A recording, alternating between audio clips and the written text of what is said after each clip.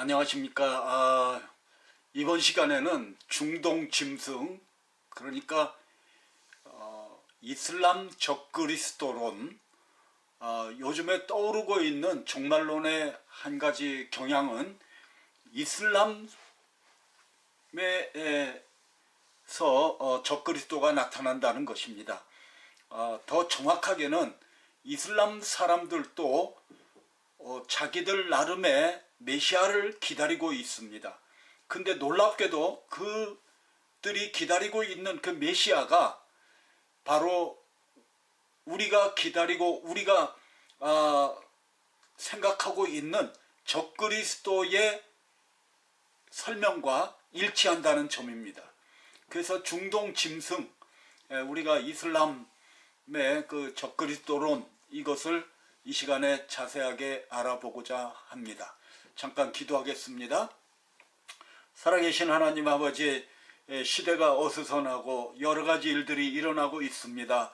우리들을 이 시간에도 말씀 가운데로 이끌어 주셔서 우리들 말씀에 증거하고 있는 주여 적그리스도에 관한 정확한 이해를 깨달아서 우리들이 깨어 기도하며 주님을 깨어서 준비하고 충성을 다하는, 또 이것을 통하여 확신이 더하여 가고 주님께 충성을 다하는 우리 모두가 되게 하여 주시옵소서. 이 시간을 이끌어 주시고 성령이여 나타나 주시오며 우리를 말씀의 깊은 곳으로 인도하여 주시옵소서. 감사하며 우리 주 예수님의 이름으로 기도드리옵나이다. 아멘. 충성되고 지혜 있는 종이 되어 주인에게 그 집 사람들을 맡아 때를 따라 양식을 나눠줄 자가 누구뇨? 주인이 올 때에 그 종에 이렇게 하는 것을 보면 그 종이 복이 있으리로다. 아멘. 주가 맡긴 모든 역사 힘을 다해 마치고 밝고 밝은 그 아침을 당할 때 요단강을 건너가서 주의 손을 붙잡고 기쁨으로 주의 얼굴 배우리. 나의 주를 내가 그의 곁에 서서 배우며 나의 주를 손의 못자국을 보아 알겠네. 아멘입니다. 자, 이슬람 적그리스도론의 성경적 근거를 우리가 좀 알아보려고 합니다. 제가 미드 이스트 비스트라는 책을, 이 작가가 쓴, 조엘 리차드슨이 쓴 작가가 쓴 책을 번역한 바 있습니다. 이 세미나를 통해서, 오늘 강의를 통해서 좀 더 궁금한 점이 있다면 이 책을 참고하시면 되겠습니다. 성경 예언의 해석적 방법, 그리고 주님 재림 시에 심판받을 나라들, 적그리스도의 통치 영역, 다니엘서 2장, 그리고 10장, 11장, 그리고 9장의 해석, 그리고 에스겔서 38장, 39장, 이런 것들을 우리가 알아봐야 되겠습니다. 자, 성경 예언의 해석 방침은 뭔가 하면은 성경의 처음부터 시작한다는 것입니다. 그러니까 계시록에서 이렇게 예언을 해석해서 나가는 것이 아니라 모세 오경에서부터 그것을 시작해서 나가야 된다는 거죠. 그리고 간단 명료한 사실부터 해석한다는 것입니다. 어려운 것부터 시작하는 것이 아니고, 그리고 성경 전체에서 반복되고 있고 전체의 사상에 합당하게 해석되어야 된다는 것입니다. 그러니까 전체적인 배경과 사상에 맞는 그런 해석이 돼야 된다는 거죠. 그리고 성경의 지역적 배경을 무시하지 말아야 된다는 것입니다. 성경은 어디까지나 중동 지방, 북아프리카, 그리고 아시아 마이너, 그 지방을 중심으로 기록된 말씀이라는 것을 우리는 무시하지 말아야 된다는 거죠. 또 문자적인 해석과 상징적 해석을 구분할 줄 알아야 된다는 것입니다. 그러니까 예언은 예언으로 풀어야 되고, 시는 시적으로 풀어야 되고, 역사적 진술은 역사적 진술로, 잠언은 잠언적 지혜로 우리가 풀어나가야 된다는 거죠. 그리고 성경 전체가 강조하고 있는 메시아의 재림 중심 사상을 간과하지 말아야 된다는 것입니다. 메시아 중심, 재림 중심 사상이라고 하는 것은 예언자 당시의 일도 말씀하고 있지만 또 동시에 초림을 말씀할 수도 있고 또 재림을 말씀하시는 그런 말씀이 될 수 있다고 하는 것입니다. 그러니까 반복되고 있는 사실은 예수님이 재림하셔서 이 세상에 자신의 왕국을 세우신다는 큰 그림이 성경에 나타나 있다는 것입니다. 자, 성경 전체를 통하여 이 세상에 나타나신 하나님은 다름 아닌 예수님 자신이다. 이 말씀은 뭐냐면 예수님이 갑자기 베들레헴에 나타나신 것이 아니고 예수님이 성육신 이전에 구약에도 자신을 나타내셨다는 것입니다. 그러니까 이 세상에 나타나신 하나님, 구약에 나타났죠. 구약에 예를 들면 창세기 16장이 나왔지만 18장 그 천사 셋이 아브라함에게 나타났지만 그분들 중에 한 사람은 누구예요? 그것이 하나님이었습니다. 근데 사람이라고 또 기록이 되었거든요. 이제 그분은 바로 성육신 이전에 계셨던 예수님으로 해석이 된다는 것입니다.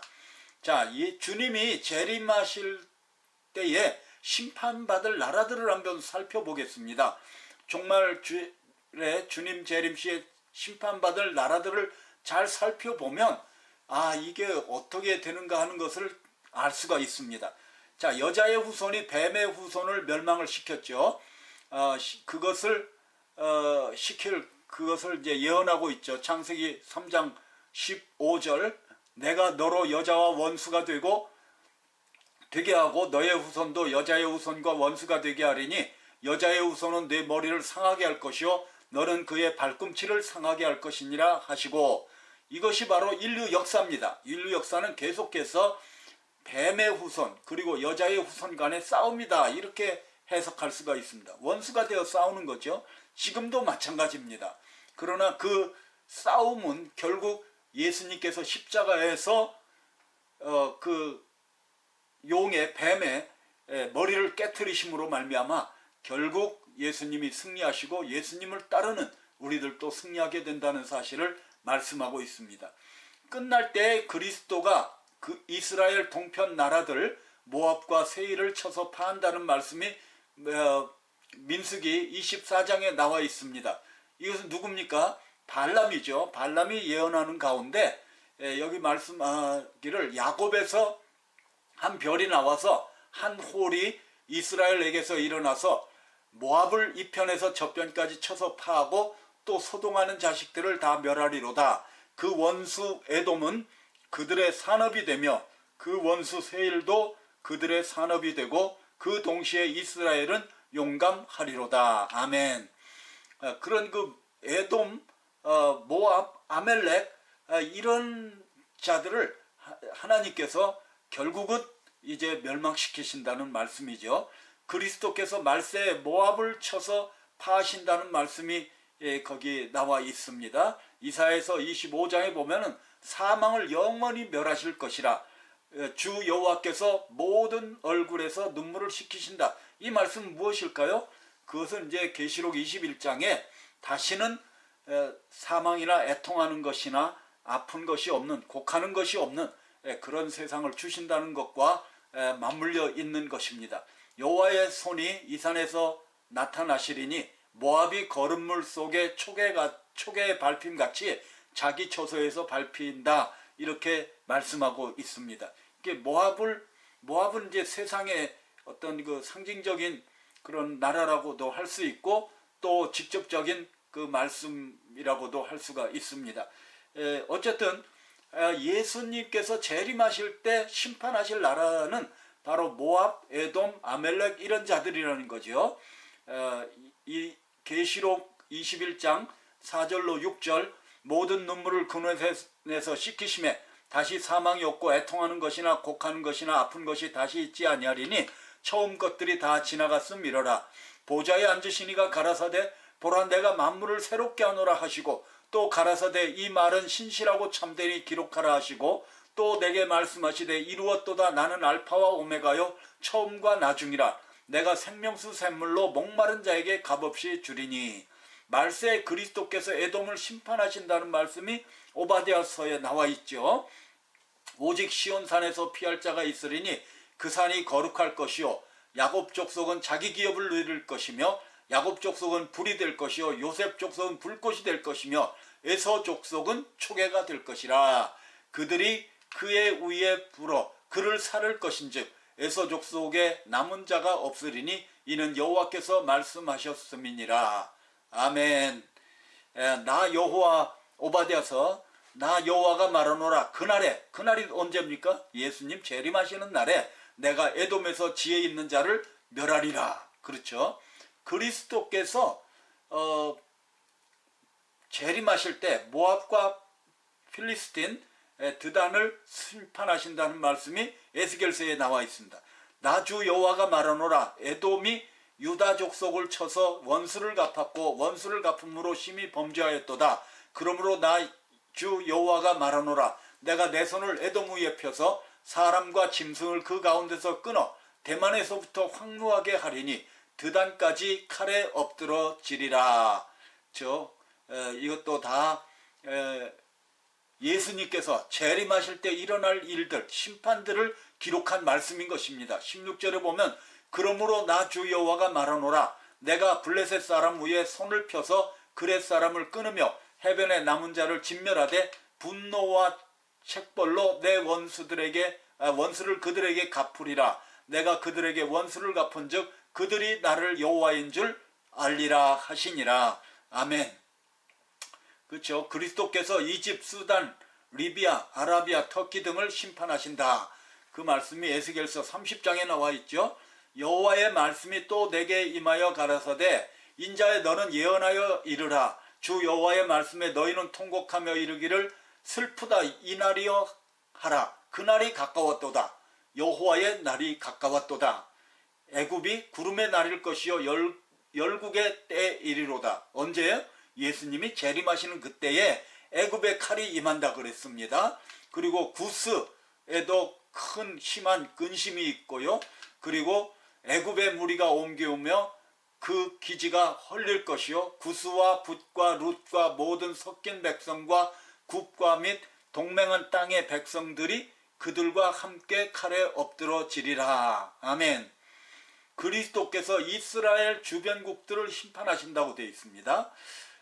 스바냐서 2장에 보면은 여호와의 규례를 지키는 세상의 모든 겸손한 자들아 너희는 여호와를 찾으며 공의와 겸손을 구하라. 너희가 혹시 여호와의 분노의 날에 숨김을 얻으리라.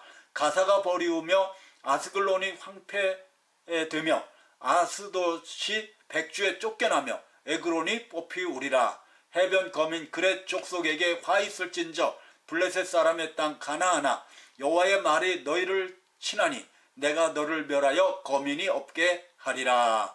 아멘이죠. 구스 사람아 너희도 내 칼에 살육을 당하리라. 여호와가 북방을 향하여 손을 펴서 아수르를 멸하며 니느웨로 황무케 하여 사막같이 마르게 하나니. 아멘이죠. 그러니까 여기 있는 이 말씀들은 다 이스라엘 주변에 있는 이스라엘을 대적하는 나라들을 하나님께서 심판하시겠다는 그런 말씀으로 되어 있습니다. 이스라엘은 이방인에게 멸망당하지만 결국은 종말에 주님이 재림하셔서 구원해내시고 다시 돌아오게 하신다는 말씀이 이제 성경 말씀에 기록되어 있습니다. 여기 보시면은 너희가 예루살렘이 군대들에게 에워싸이는 것을 보거든 그 멸망이 가까운 줄 알라. 이 말씀 무슨 말씀일까요? AD 70년에 멸망을 당했다는 것입니다. 그러나 이제 이방인의 때가 찰 때에 예루살렘이 이방인에게서부터 이스라엘에게로 다시 돌아온다는 거죠.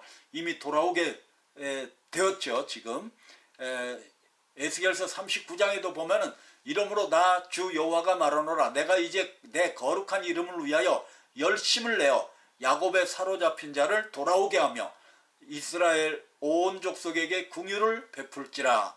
요엘서에도 예루살렘의 사로잡힌 자를 돌아오게 한다. 유다와 예루살렘의 사로잡힌 자를 돌아오게 하신다. 이런 말씀이 거기에 기록이 되어 있습니다. 자, 이사야서 61장에도 보면은 뭐라고 되어 있습니까? 뭐라고 되어 있어요? 주 여호와의 신이 내게 임하셨으니 이는 여호와께서 내게 기름을 부으사 가난한 자에게 아름다운 소식을 전하게 하려 하심이라. 나를 보내사 마음이 상한 자를 고치며 포로된 자에게 자유를 갇힌 자에게 노임을 전파하며 여호와의 은혜의 해와 우리 하나님의 신원의 날을 전파하여 모든 슬픈 자를 위로하되 무릇 시온에서 슬퍼하는 자에게 화관을 주어 그 죄를 대신하며 실학의 기름으로 그 슬픔을 대신하며 찬송의 옷으로 그 근심을 대신하시고 그들로 의의 나무 곧 여호와의 심으신 바 그 영광을 나타낼 자라 일컬음을 얻게 하려 하심이라. 아멘이죠. 자, 이제 이 말씀은 물론 예수님께서 하신 말씀과 일치하는 말씀이 되겠습니다.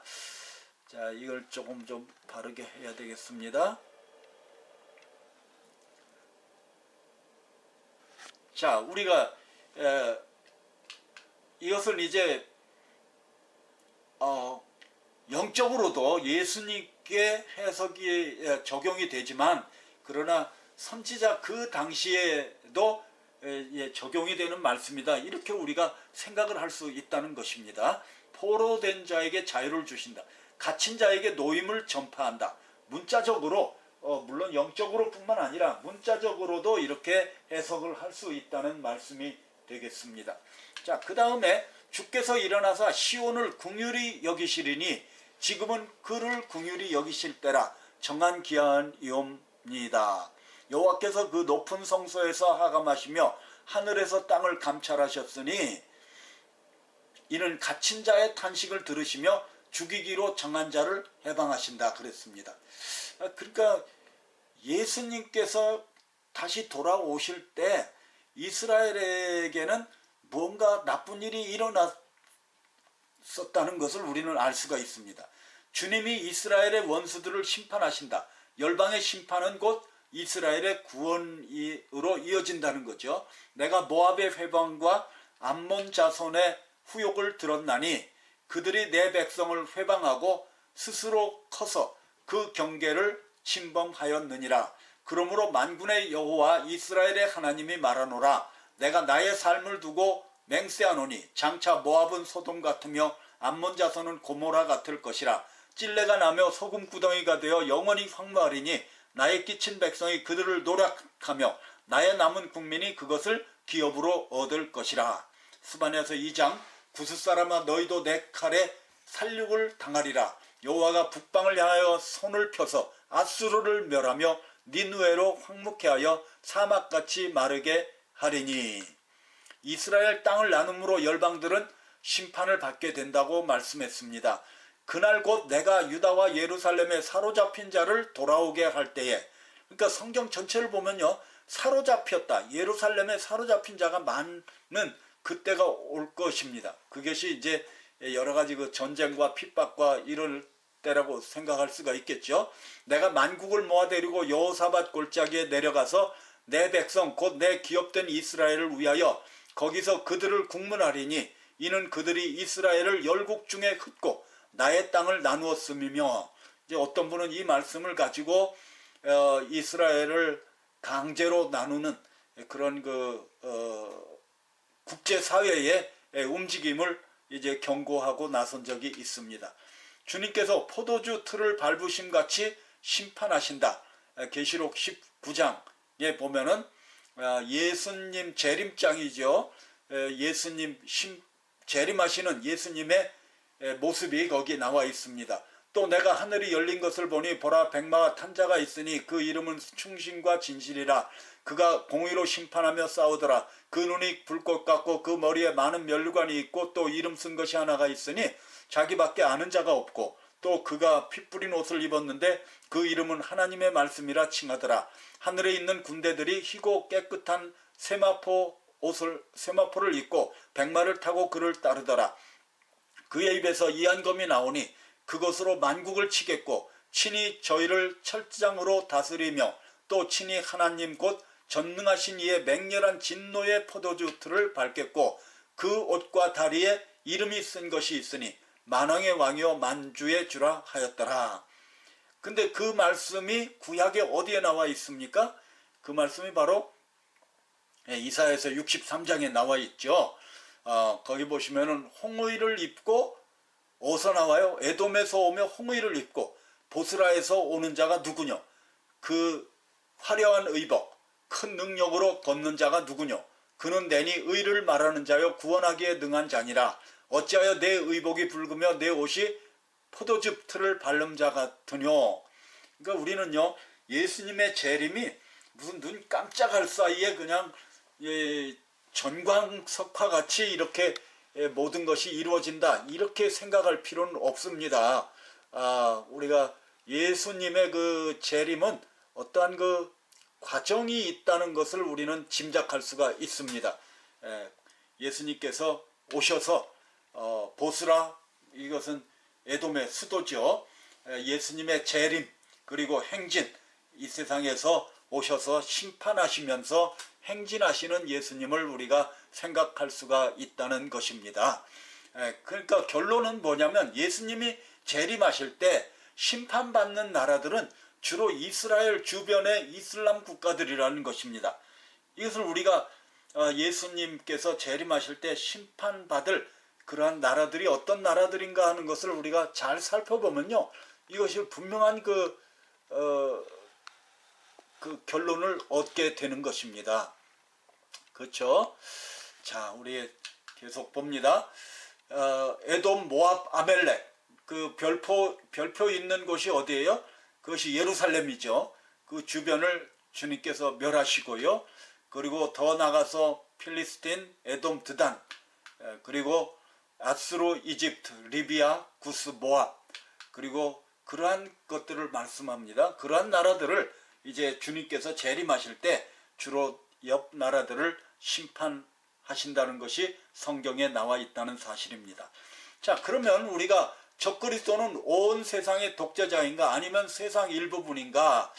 우리는 이제 흔히 알기를 적그리스도는 온 세상을 지배하는 통치자다, 이렇게 이제 알고 있는데, 우리가 성경을 좀 더 자세히 살펴보면 그게 아닐 수도 있다 하는 생각을 할 수가 있게 됩니다. 그러니까 적그리스도의 나라는 주로 10나라로 표현되어 있습니다. 10뿔 나라죠.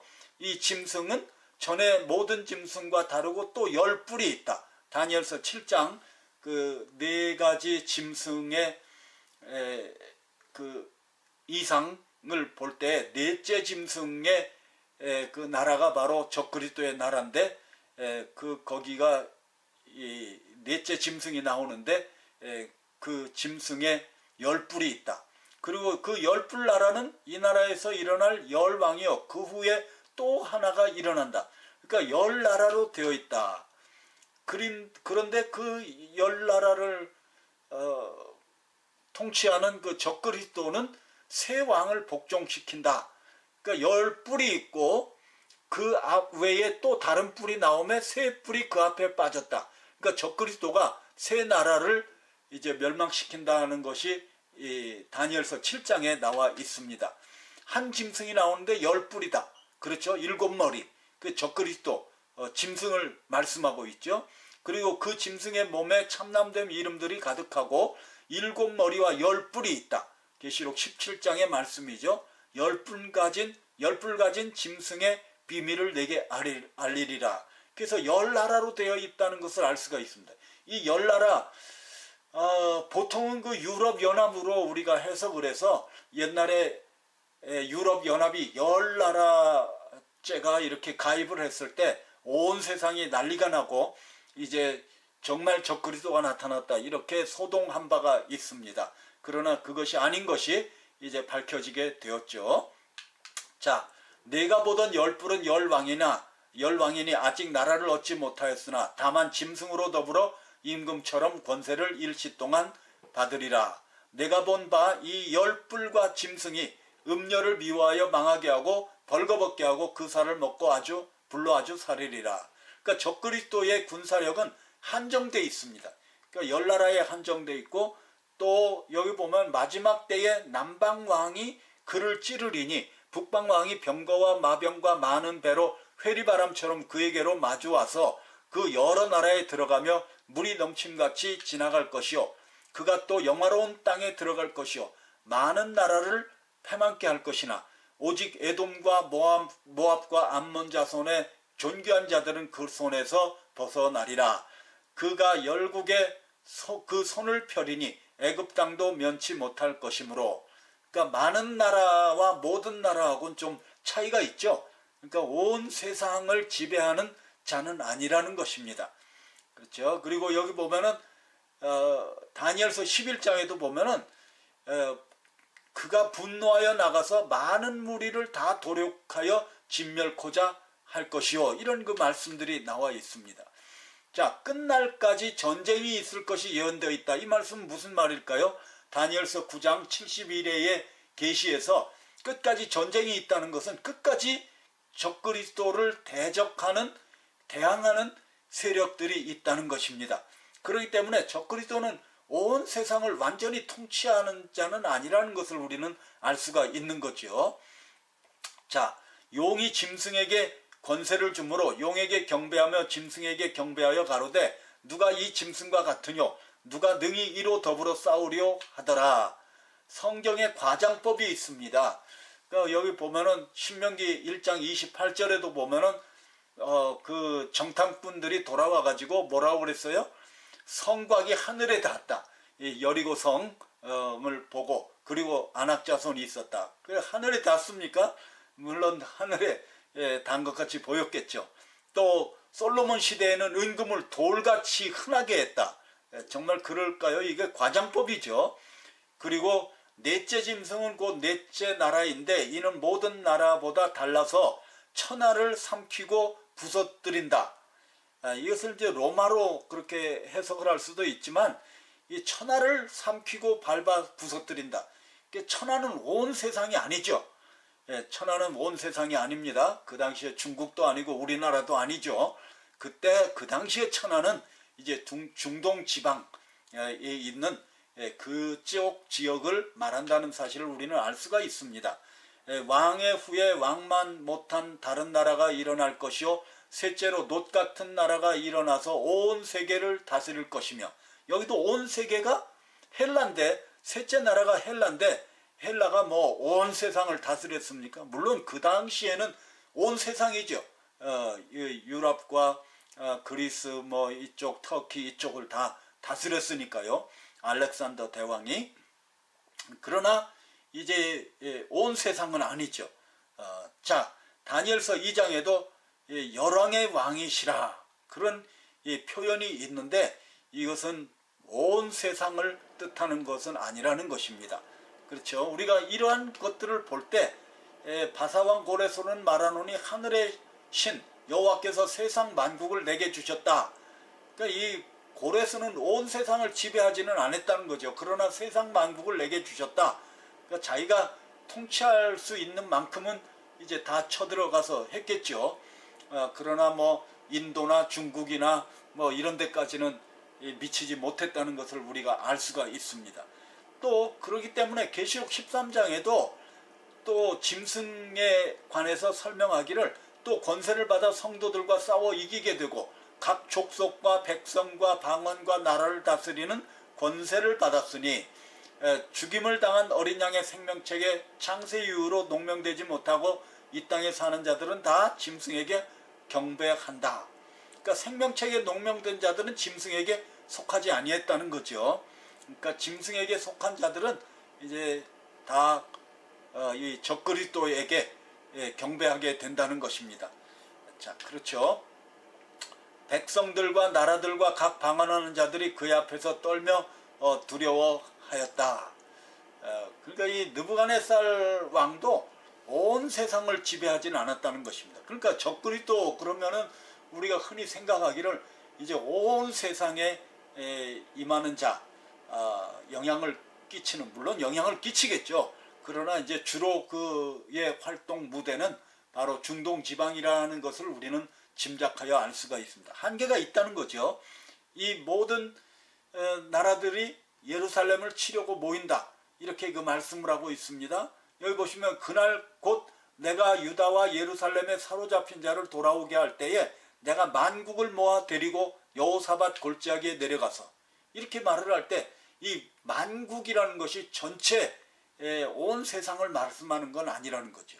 또 스가랴서 14장에도 여호와의 날이 이르리라 그날에 내 재물이 약탈되어 너희 중에서 나누이리라 내가 열국을 모아 예루살렘과 싸우게 하리니 성읍이 함락되며 가옥이 약탈되며 부녀가 욕을 보며 성읍 백성이 절반이나 사로잡혀 가려니와 남은 백성은 성읍에서 끊쳐지지 아니하리라. 아멘. 이게 무슨 말씀입니까? 아마겟돈 전쟁이죠. 아마겟돈 전쟁의 그 연합군이 열국을 모았다 이렇게 얘기했는데, 이 열국이라는 것은 암, 사비, 입, 이거 주변 백성을 말씀합니다. 고이, 사비, 입, 이건 주변 나라들을 말씀합니다. 그렇기 때문에 만국, 열국, 이것은 어떤 세상 전체를 뜻하는 그런 말이 아니라는 것을 우리는 다시 한번 알아야 되는 것입니다. 우리가 그냥 쉽게 생각해서 그런가 보다, 온 세상이다 이렇게 아무 생각 없이 그냥 받아들였지만, 우리는 좀 더 자세히 보면 그렇지 않다는 것을 우리는 발견하게 되는 것입니다. 보라, 내가 예루살렘으로 그 사면 국민에게 혼축해 하는 잔이 되게 할 것이라. 예루살렘이 에워싸일 때에 유다에까지 미치리라. 스가랴서 12장은요 아마겟돈 전쟁의 배경이요. 그리고 14장은 아마겟돈 전쟁이죠. 13장은 이제 어떠한 그 중간에 이르게 하는 그런 말씀이라고 할 수가 있습니다. 그 전개되는 과정이라고 할 수가 있죠. 자, 그날에 내가 유다 두목들로 나무 가운데로 화로 같게 하며 곡식단 사이에 횃불 같게 하리니 그들이 그 좌우에 에워싼 모든 국민을 살을 것이요 예루살렘 사람은 다시 그 본 곳 예루살렘에 거하게 되리라. 유다도 예루살렘에서 싸우리니 이때에 사면에 있는 열국의 보화 곧 금, 은과 의복이 심히 많이 모여질 것이요. 그렇기 때문에 이 아마겟돈 전쟁도 온 세상이 참여하는 그런 것이 아니라 사면에 있는 열국이 예루살렘을 쳐들어오는 전쟁이다. 이것을 우리는 알 수가 있습니다. 그래서 예루살렘을 치러 왔던 열국 중에 남은 자가 해마다 올라와서 그 왕 만군의 여호와께 숭배하며 초막제를 지킬 것이라. 이 사면에 이스라엘 족속에게는 그 사면에서 그들을 멸시하는 중에 찌르는 가시와 아프게 하는 가시가 다시 없으리니 그들이 나를 주 여호와인 줄 알리라. 그러니까 이런 말씀들을 보면요 사면에 있는 열국이 문제라는 걸 알 수가 있습니다. 그것이 중심이요 그것이 적그리스도의 세력이라는 것을 우리는 알 수가 있습니다. 그러니까 온 세상을 통치하실 수 있는 분은 예수님밖에 없다는 거죠. 예수 그리스도만이 온 세상을 절대적으로 지배하시는 것입니다. 계시록 11장 일곱째 천사가 나팔을 불매 하늘에 큰 음성들이 나서 가로되 세상 나라가 우리 주와 그 그리스도의 나라가 되어 그가 세세토록 왕노릇 하리로다. 아멘. 아멘이죠. 자, 종말론적 성경 해석을 위한 작업들.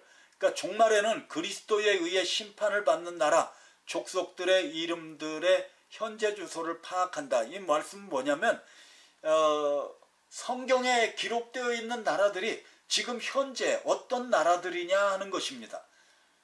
그렇죠? 성경에 기록된 나라들, 정말 수천 년 전에 기록된 거죠. 그 나라들이 현재는 지금 어디 있는 나라들이냐는 것입니다. 그것을 조사하는 그런 방법들이 있는데, 그것은 조상들의 이동을 추적하는 방법이죠. 그러니까 에돔 족속은 이동하거나 다른 족속들과 결혼하거나 다른 이유들로 인해서 1세기경에 없어졌어요. 에돔 족속이라는 것들이. 이스마엘, 오늘날 아랍 사람들로 중동 지역에 살고 있습니다. 그렇죠? 이스마엘은 다 흩어져 있죠. 자, 비유적 접근 방법은 에돔, 모압, 아시리아 등등은 말세에 나타난 적대적인 나라들이라고 상징적으로 해석하는 방법이 있습니다. 또 예언적, 문자적 접근 방법이 있는데 고대의 이름과 종말 예언 성취의 상관관계를 통하여 알아보는 방법입니다.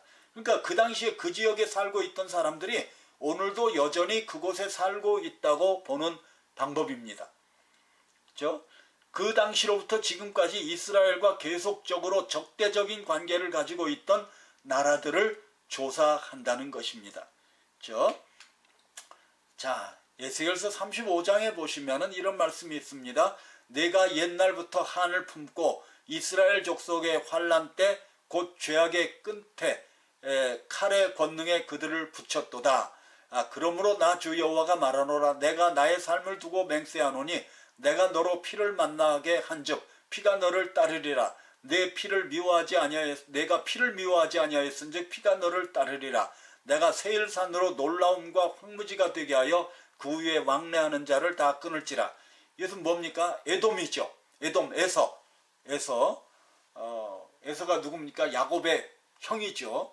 그러니까 우리는 이 에서, 이스마엘 이런 자들이 이제 아랍권을 형성하고 오늘날 또 많은 이슬람 나라들이 된 것을 알 수가 있습니다. 그러니까 결론적으로 지역적 예언적 접근으로 볼 때 주님이 재림하실 때 이스라엘의 원수 나라들을 심판하실 것인데 그 나라들은 주로 중동 지역과 북아프리카에 속하여 있는 나라들임을 알 수가 있습니다. 그리고 옛날부터 이스라엘의 원한을 품고 있는 적대적인 나라들이라는 사실입니다. 자, 다니엘서 2장의 큰 신상의 꿈에 해서 그러니까 로마 중심의 종말론의 기초들은 뭡니까? 다니엘서 2장은 느부갓네살의 큰 금속 신상의 꿈, 또 7장 바다에서 올라온 네 짐승에 대한 환상, 그리고 다니엘서 9장 26절에 보면 한 왕의 백성이 와서 이것은 이제 로마로 이렇게 해석을 하는 거죠. 계시록 17장에 보면 7산 위의 도시, 이것을 로마로 또 보는 것입니다. 근데 다니엘서의 강조점은 그리스도와 적그리스도 간의 최후의 싸움을 보여주는 것이 적그리스도의 강조점입니다. 물론 1장부터 6절까지는 신앙의 절개, 적그리스도의 세력에 절하지 말고 끝까지 믿음을 지키라는 메시지가 되어 있죠. 자, 여기 보시면은 느부갓네살 왕이 꾼 꿈을 다니엘이 해석하는 거죠. 그러니까 왕은 곧 금머리이다. 그렇죠? 금머리인이다. 왕의 후에 왕만 못한 다른 나라가 일어날 것이요. 셋째로 또 놋과 같은 나라가 일어나서 온 세계를 다스릴 것이며, 이건 뭡니까? 이것은 느부갓네살 왕 다음에 메데파사, 그렇죠? 메데파사, 그 다음엔 누굽니까? 헬라죠. 헬라 다음에 이제 넷째 나라가 강하기는 철과 같으리니 철은 모든 물건을 부서뜨리고 이기는 것이다. 그래서 이 철이 모든 것을 부수는 것 같이 그 나라가 문나라를 부서뜨리고 빠을 것이며, 이게 무슨 말씀입니까? 이것은 로마로 통상 해석이 되어 왔습니다. 자, 그리고 그 다음에 이제 발과 발가락이 철과 진흙이 섞인 그런 것들을 보았습니다. 근데 여기 43절에 보면은 그 발이 철과 진흙이 섞인 것 같이 다른 인종과 서로 섞일 것이나 피차에 합하지 아니함 같이 철과 진흙이 합하지 않은 것 같으리다. 이 열왕의 때에 하늘의 하나님이 한 나라를 세우시리니 이것은 영원히 망하지도 아니할 것이요 그 국권이 다른 백성에게로 돌아가지도 아니할 것이요 도리어 이 모든 나라를 쳐서 멸하고 영원히 설 것이라. 왕이 사람의 손으로 아니하고 산에서 뜨인 돌이 철과 놋과 진흙과 은과 금을 부서뜨린 것을 보신 것은 크신 하나님이 장래일을 왕께 알게 하신 것이라. 이 꿈이 참되고 이 해석이 확실하니이다. 아멘이죠. 한 나라는 예수 그리스도의 나라죠. 영원히 멸망치 아니하고 그 돌, 산에서 뜨인 돌이 아니고 사람의 손으로 하지 아니한 그러한 뜨인 돌, 이것은 뭡니까? 예수님이죠. 예수님께서 세상을 심판하시는 것을 우리에게 보여주고 있는 것입니다. 근데 전통적인 해석은 뭐냐면 네 번째 짐승이 문제죠. 철 다리가 로마라고 이렇게 해석을 했다는 것입니다. 그리고 열 발가락을 신로마다 이렇게 해석을 했다는 거죠. 문제점은 뭐냐면 헬라 다음에 로마가 가나안 땅을 지배했기 때문에 당연히 로마로 해석을 했다는 것입니다. 다니엘서 2장 40절 보면요. 넷째 나라는 강하기가 철 같으리니 철은 모든 물건을 부서뜨리고 이기는 것이라. 철이 모든 것을 부서뜨리는 것 같이 그 나라가 문나라를 부서뜨리고 빠을 것이며, 이 로마는요 어느 나라를 가서 막 부서뜨리고 빻고 그런 무시무시한 그 잔인성을 드러내지는 않았다는 거죠. 물론 뭐 잔인성이 전혀 없었다고는 할 수가 없지만 그렇게 여기에 표현된 것과는 다르다는 것입니다. 그러니까 바벨론, 메데파사, 헬라는 다른 곳에서도 이 언급이 됐어요. 예언서에 내가 본 바 두 뿔 가진 수양은 메데바사 왕들이요. 그러니까 다니엘서 8장에 그 예언의 말씀에 이런 말씀들이 나옵니다. 그 헬라 왕, 수염소는 헬라 왕이다. 근데 넷째 나라는 이름이 언급되지 않았습니다. 그러니까 넷째 나라는 다른 나라들을 부서뜨린다고 예언합니다. 그러나 로마는 바벨론, 메데파사, 헬라 그 지역을 모두 정복하지도 않았고 그렇기 때문에 로마는 넷째 나라라고 단정하기가 어렵다는 것입니다. 로마는 다른 제국들의 3분의 1 정도만 정복했습니다. 그러니까 로마는 주로 이스라엘 서쪽의 영역을 정복했습니다.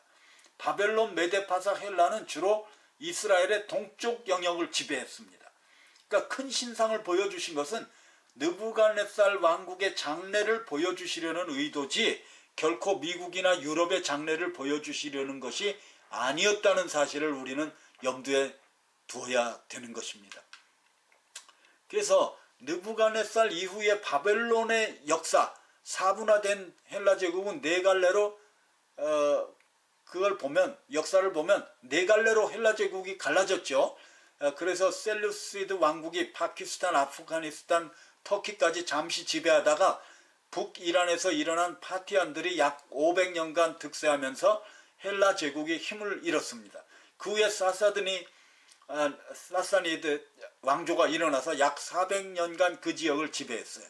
그러나 파티안과 사사니드 왕조는 그 민족들이 바사 제국에게 속하여 있기 때문에 진정한 느부갓네살 왕조를 이어받는 나라로 인정될 수는 없다는 거죠. 그러니까 느부갓네살 왕이 그 자신의 왕국의 장래를, 미래를 이렇게 생각할 때 꿈을 꿨다는 것입니다. 그러나 그 후에 진정으로 그 지역을 확고하게 정복하고 다스린 제국은 바로 이슬람 칼리페이트라는 것입니다. 이슬람 제국이라는 거죠. 그러니까 칼리파는 뒤를 따르는 자라는 그런 뜻입니다. 그래서 이슬람 국가의 지도자, 최고 종교 권위자의 칭호입니다. 그래서 이슬람 칼리페이트, 이슬람 제국이라는 것입니다. 그러니까 바벨론을 중심으로 한 느부갓네살의 꿈은 2600년의 역사를 말하고 있지만 로마 제국은 이 지역에서 큰 영향력을 오랫동안 끼치지 못하였고 유브라데 강을 넘지 못하였습니다. 로마 제국의 동쪽 진출은 성공하지 못했다는 거죠. 그렇기 때문에 진정으로 바벨론 지역을 확고하게 지배하고 통치한 나라는 오직 이슬람 칼리페이트, 이슬람 제국밖에 없다는 것입니다.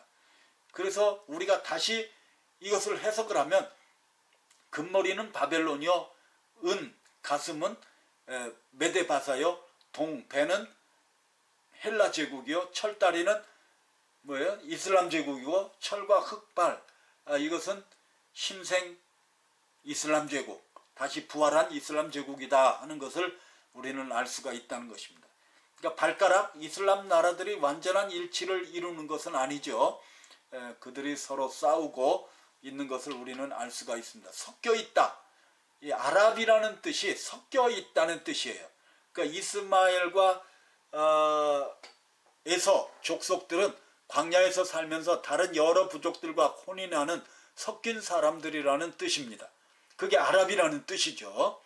그러니까 우리는 이러한 사실들을 잘 깨달아야 하겠습니다. 그래서 해석이 이렇게 된다는 거 우리가 다시 한번 고려해야 되겠고요. 자, 그 다음에 바벨론 제국은 이렇게 모양이 이렇게 생겼었습니다. 자, 그 다음에 메데파사 제국 훨씬 크죠. 예루살렘을 중심으로 이제 주로 동쪽에 분포하여 있습니다. 알렉산더 헬라 제국도 이렇게 동쪽으로 많이 아프가니스탄, 그 이란, 파키스탄 여기까지 다 제패했었습니다. 그러나 로마 제국의 지도를 좀 보십시오. 이건 전혀 다르죠.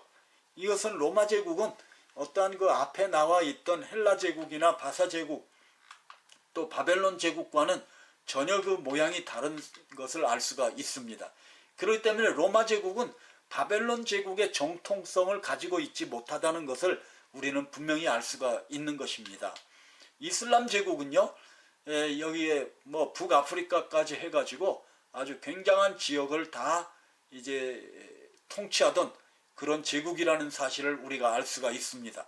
무려 몇 년 동안이에요? 거의 뭐 1300여 년 동안 이슬람 제국이 여기서 통치를 했다는 것을 우리는 역사적으로 알 수가 있는 것입니다. 다니엘서 7장에서 하늘의 네 바람이 큰 바다로 몰려 불었죠. 큰 짐승이 넷이 바다에서 나왔죠. 하늘의 바람은 뭡니까? 하나님께서 천군 천사를 보내신다는 것입니다. 이 세상, 큰 바다는 세상이죠. 그러면 풍랑이 일어납니다. 풍랑은 뭐예요? 전쟁이죠. 전쟁이 일어나서 짐승들이 나타나는데 그 짐승들은 무엇입니까? 제국들이죠. 그래서 첫째는 사자, 독수리의 날개가 있다. 이거는 느부갓네살 왕이겠죠. 그리고 독수리, 첫째는 사자 같은데 독수리 날개가 있다. 둘째 짐승은 곰, 메데파사죠. 메데파사, 새 갈빗대, 이것은 새 왕을 말씀하고 있고요. 자, 여기 그 후에 본즉 다른 짐승 곧 표범과 같은 것이 있다. 새의 날개, 이 표범은 헬라 제국이죠.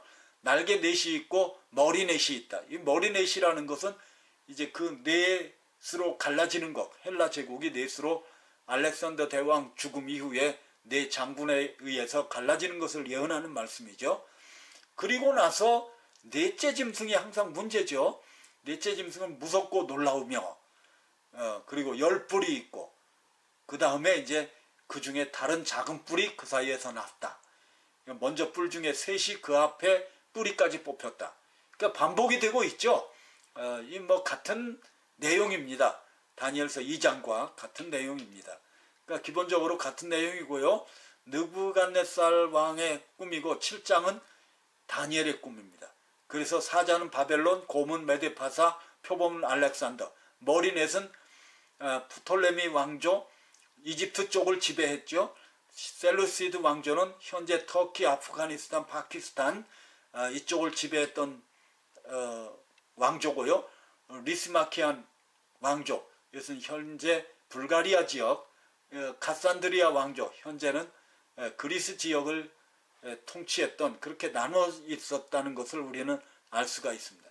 그러니까 무서운 짐승, 2장의 철다리를 제국을 말씀하는데 철이를 가지고 부숴버린다. 그래서 이 넷째 짐승은 무섭고 놀랍다. 그렇게 그 말씀을 하고 있습니다. 그래서 넷째 짐승의 진상을 이제 궁금히 여겼죠. 알고자 할 때 이제 하나님께서 그것을 가르쳐 주셨죠. 자, 넷째 짐승의 성격을 보면요, 정복한 지역을 부수고 발로 밟는다. 그렇게 되어 있는데, 로마 제국은 정복하는 지역에 도로를 건설하며 법을 제정하여 나갔고, 결국 로마 제국은 기독교에 의하여 정복을 당하게 되는 것입니다. 반면 이슬람 제국은요, 정복 지역을 파괴하고 죽이고 교회를 핍박하고 성도들을 죽였습니다. 그러니까 그 성격이 잘 안 맞는 거죠. 10뿔 나라, 2장의 발가락 나라에 해당하고요. 작은 뿔은 적그리스도죠. 내가 그 뿔을 유심히 보는 중 다른 작은 뿔이 그 사이에서 나더니 먼저 뿔 중에 셋이 그 앞에 뿌리까지 뽑혔으며 이 작은 뿔에는 사람의 눈 같은 눈이 있고 또 입이 있어 큰 말을 하였느니라. 큰 말을 했다는 것은 세상에 큰 영향력을 끼치는 자였다는 것입니다. 다니엘은 이 꿈에 대하여 놀라고 근심하였는데 그것은 이 작은 뿔이 성도들을 이기기 때문인 것입니다. 물론 로마 제국이 성도를 핍박하고 예루살렘을 파괴하였지만 그것은 폭동과 독립운동 때문이지 무조건 공격을 한 것은 아니라는 거죠.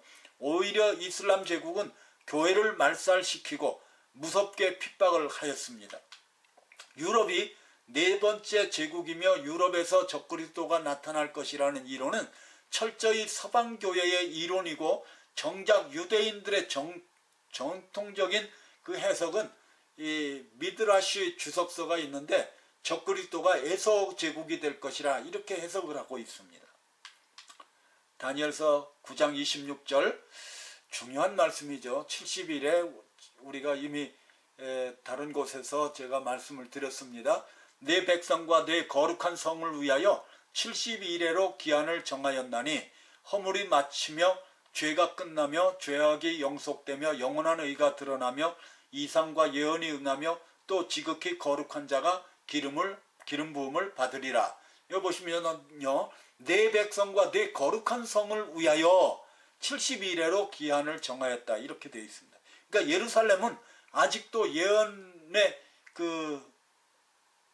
뭐라고 그럴까요? 중심지가 됩니다.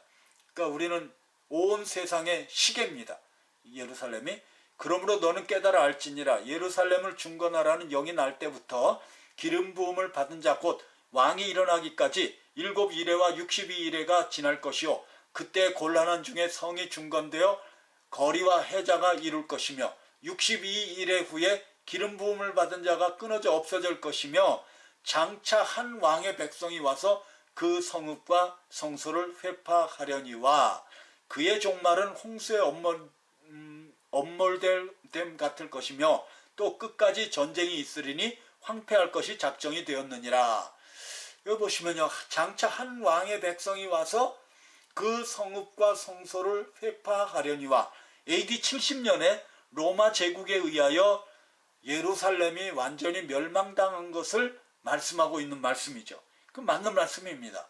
근데 우리가 이것을 잘 역사적으로 살펴보면 또 다른 중요한 사실을 우리가 알 수가 있습니다. 한 왕의 백성이 와서 그렇게 되어 있거든요.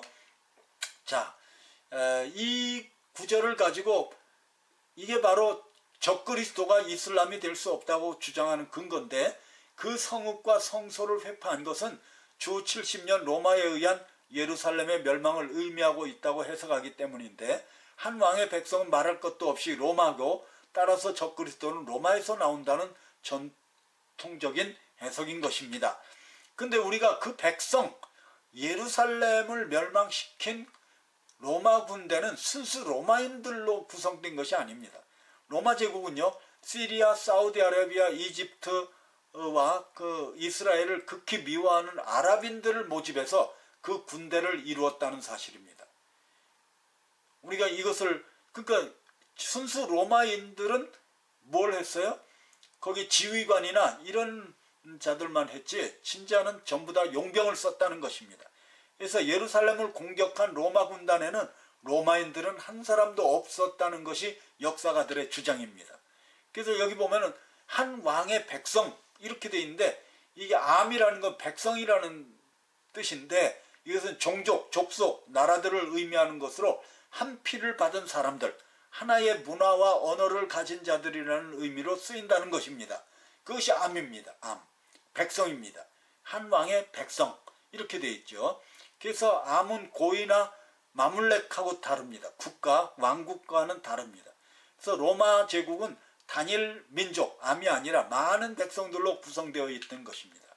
그래서 역사가 요세푸스는 기록하기를 디도 장군이 성전이 불타는 것을 끄라고 병사들에게 외쳤지만 병사들은 유대인을 죽이고 성전을 불태우는 것을 그치지 아니하였다는 것입니다. 왜냐하면 그 병사들은 아랍인들이요 유대인을 증오하였기 때문이라는 것입니다. 이 증오는 바로 종말에 적그리스도의 군대가 예루살렘을 공격하는 핵심 열정으로 작용하게 될 것입니다. 이것이 사실이죠. 역사적인 사실인 것입니다. 여기서 우리는 로마가 아니라 아랍이 적그리스도의 나라가 될 것임을 알 수가 있는 것입니다. 자, 다니엘서 8장에 보면 또 작은 뿔이 나오죠. 예, 두 뿔 가진 수양이 섰고 그 두 뿔이 다 길어도 한 뿔은 다른 뿔보다 길었고 그 긴 것은 나중에 난 것이더라. 그래서 이제 염소, 수양, 염소 이런 것들은 이제 다 헬라 제국, 그렇죠? 메데파사 그리고 헬라 제국을 말씀하죠. 그러니까 수염소는 헬라죠. 그러니까 헬라가 스스로 심히 강대하더니 강대할 때 큰 뿔이 꺾이고 대신에 현저한 뿔 넷이 났다. 이 같은 얘기죠. 어떻게 같은 얘기입니까? 큰 뿔은 알렉산더 대왕, 그 뒤에 네 뿔은 뭡니까? 알렉산더 대왕 이후에 넷으로 갈라진 헬라 제국입니다. 그 헬라 제국에서 작은 뿔이 난다. 이것은 적그리스도의 모형인 에피파네스 4세를 말씀하고 있죠. 영화로운 땅은 물론 이스라엘 나라를 말씀하고 있는 것입니다. 그래서 하늘 군대에 미칠 만큼 커져서 그 군대와 별 중에 몇을 땅에 떨어뜨리고 그것을 짓밟고 또 스스로 높아져서 군대의 주제를 대적하며 그에게 매일 드리는 제사를 제하여 버렸고 그의 성소를 헐었으며, 이런 말씀은 뭘 말씀합니까?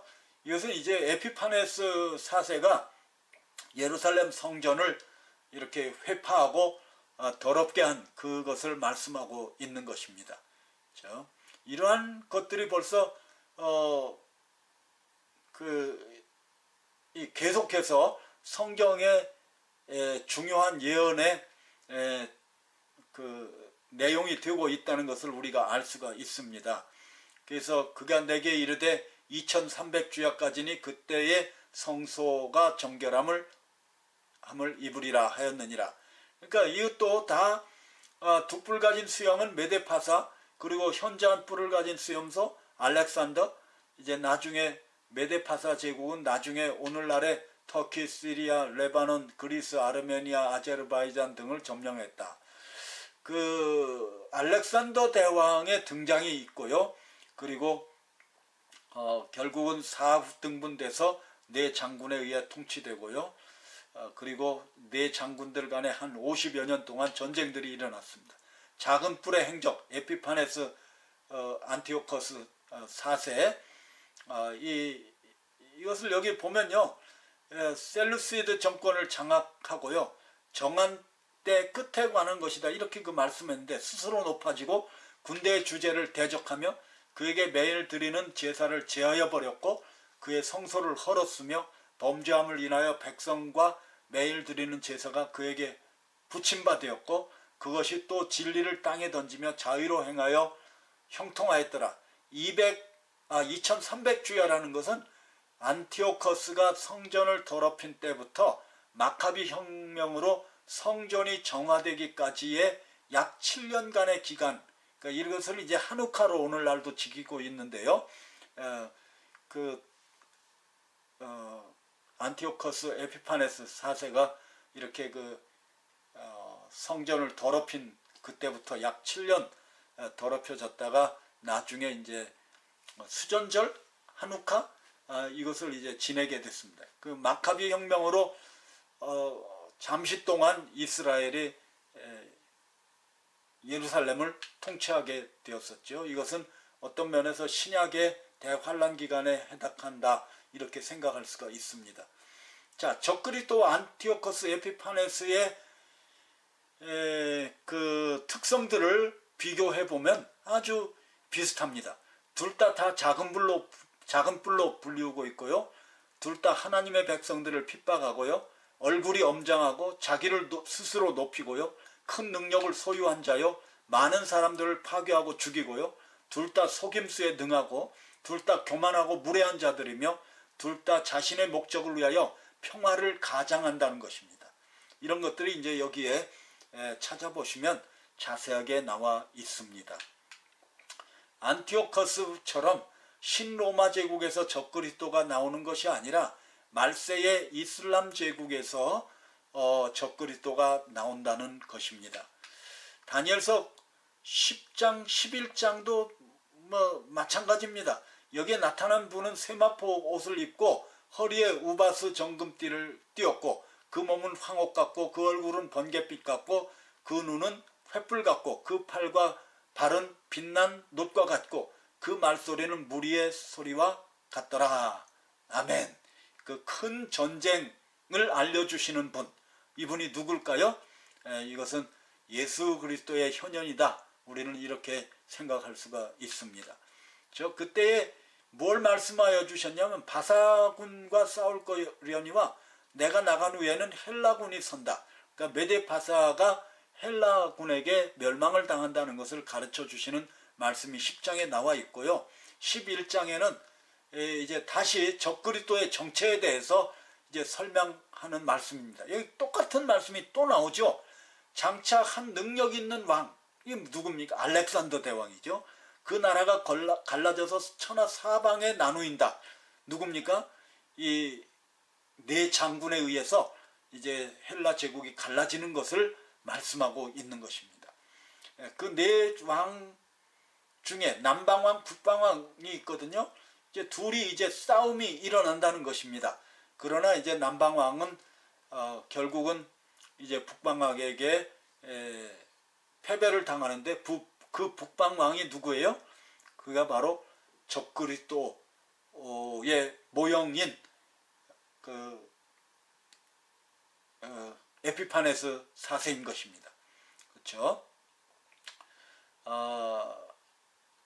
여기 보시면은 10장은 배경과 서론이고 11장은 본론이고 12장은 결론이다. 큰 전쟁에 관한. 그래서 11장의 내용 중 중요한 것은 적그리스도의 모형인 안티오커스와 종말의 적그리스도가 나타나고 있다는 거죠. 많은 학자들이 35절과 36절이 그 분기점이라 이렇게 해석을 합니다.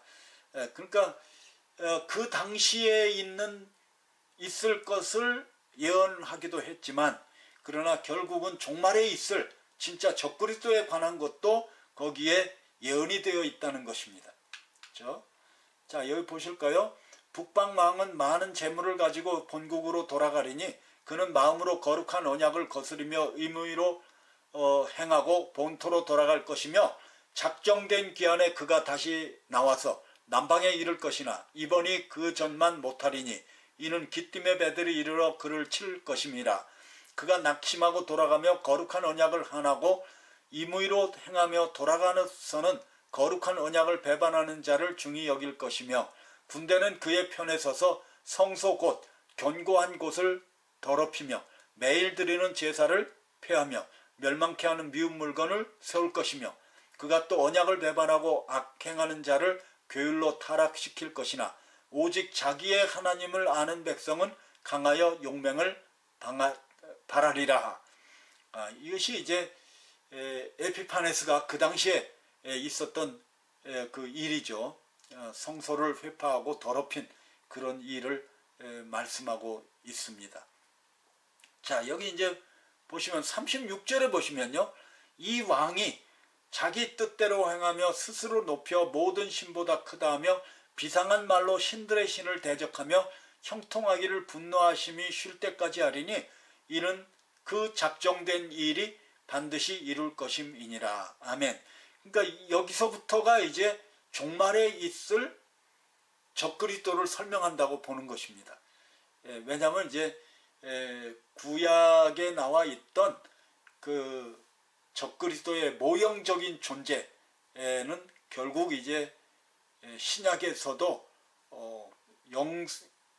연속이 돼서 이제 계속해서 나타나는 자이기 때문이죠. 자, 그래서 적그리스도의 성격과 할 일들이 37절과 39절 거기에 나와 있습니다. 그가 모든 것보다 스스로 크다 하고 열조의 신들과 여자의 사모하는 것을 돌아보지 아니하며 아무 신이든지 돌아보지 아니할 것이나 그 대신에 세력의 신을 공경할 것이요 또 그 열조가 알지 못하던 신에게 금, 은, 보석과 보물을 들여 공경할 것이며 그는 이방 신을 힘입어 크게 견고한 산성들을 취할 것이요 무릇 그를 안다 하는 자들에게는 영광을 더하여 여러 백성을 다스리게도 하며 그에게서 뇌물을 받고 땅을 나눠주기도 하리라. 자, 여기 이제 보시면 40절 45절의 해석인데요.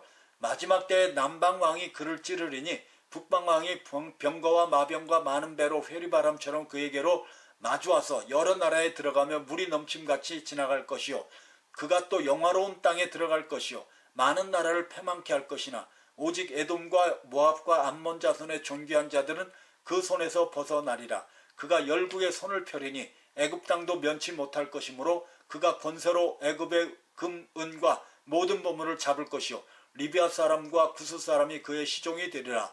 그러나 동북에서부터 소문이 이르러 그로 번민케 하므로 그가 분노하여 나가서 많은 무리를 다 도륙하며 진멸코자 할 것이요 그가 장막궁전을 바다와 영화롭고 거룩한 산 사이에 베풀 것이나 그의 끝이 이르리니 도와줄 자가 없으리라. 아멘. 자, 여기 이제 북방왕, 남방왕 이것이 이제 나오는데요. 역사적 해석. 이것은 북방왕을 종말의 적그리스도로 해석하는 방법. 또 등장하는 인물을 세 왕들로 이렇게 해석하는 방법이 있어요. 그래서 북방왕을 러시아로 해석하고요. 또 팀 라헬은 적그리스도는 이스라엘 땅을 공격할 것이지만 남방왕과 북방왕의 공격에 직면하게 된다. 이렇게 또 해석을 하는 사람도 있습니다. 또 위트컴은 뭐라고 말합니까? 종말에 러시아와 이집트가 적그리스도와 충돌하게 된다. 그래서 이 세 존재가 있다고 이렇게 또 해석합니다. 그렇지만 이러한 해석들은 앞에 8장과 맞지 않죠. 안티오코스 에피파네스가 적그리스도의 모형임을 부인하는 결과를 가져오기 때문입니다. 그러니까 적그리스도 즉 안티오코스에 대한 예언들은요.